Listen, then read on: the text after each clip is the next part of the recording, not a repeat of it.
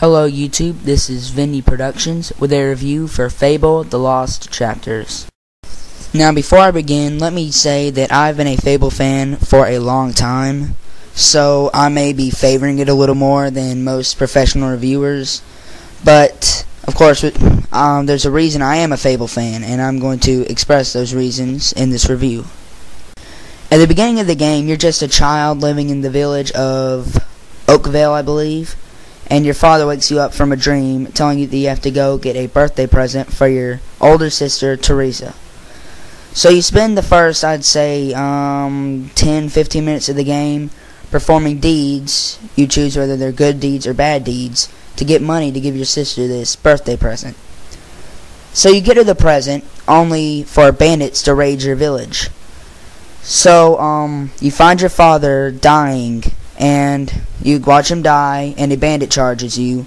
But then this sorcerer named Maze kills the bandit and takes you to the Guild of Heroes.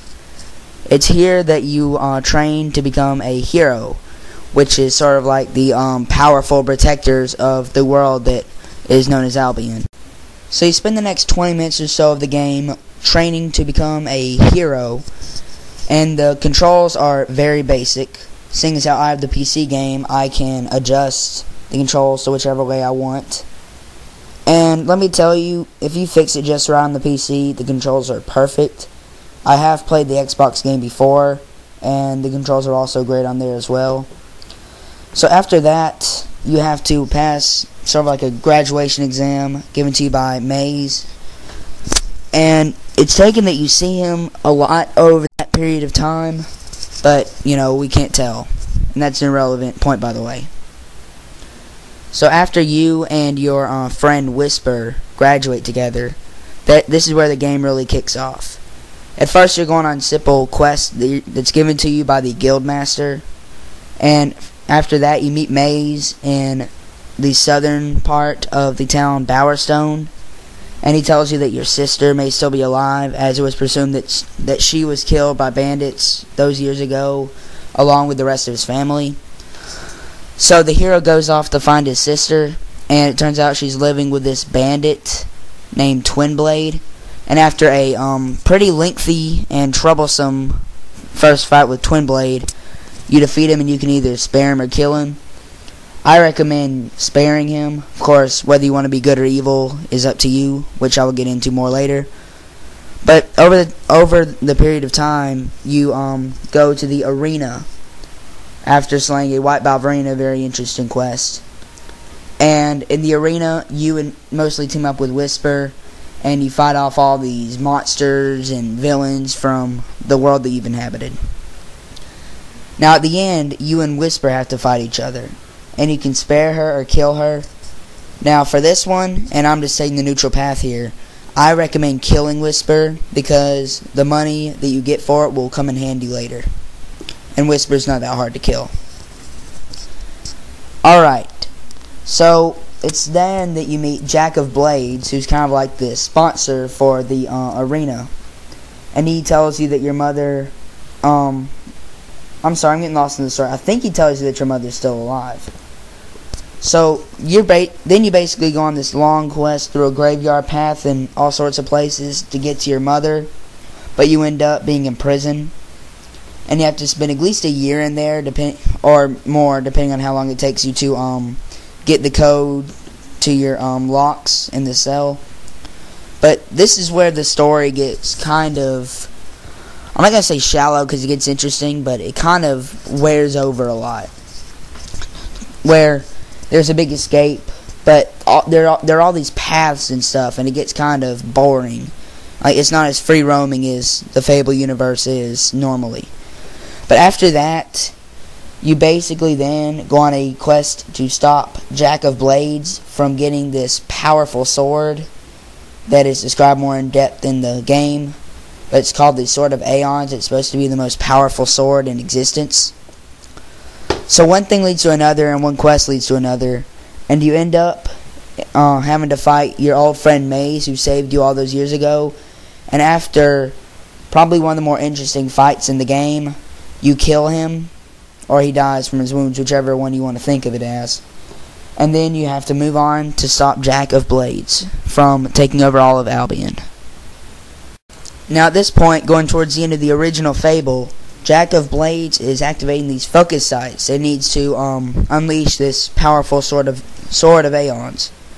After getting close to defeating him but failing at stopping him from activating the focus sites, you go back to the Heroes Guild, which is now in flames, and the Guildmaster, who is severely injured, tells you to go into the I believe it's like the Chamber of Heroes and fight Jack of Blades once and for all.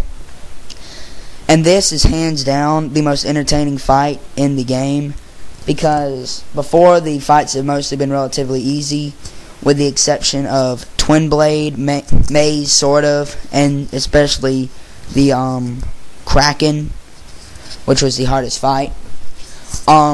Because Jack of Blades has these minions coming at you, which are some of his little monster helpers, and you have to fight them off while hurting Jack of Blades. And Jack of Blades is not only summoning his minions to stop you, but he's also throwing spells and stuff at you himself. But at the end, your sister is there, and mother, by the way, but he kills her mother. I'm sorry, I forgot to mention that.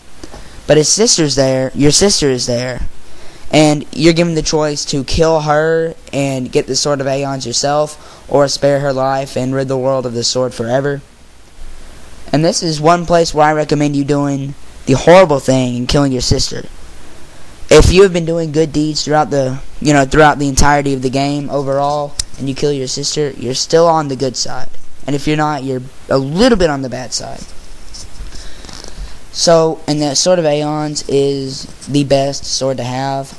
I have had the Sword of Aeons and its alternative, which I will get into in a minute. And the Sword of Aeons is definitely better. Okay, this is where the Lost Chapter part begins. The original Fable ended with you killing Jack of Blades and either gaining the Sword of Aeons or sparing your sister.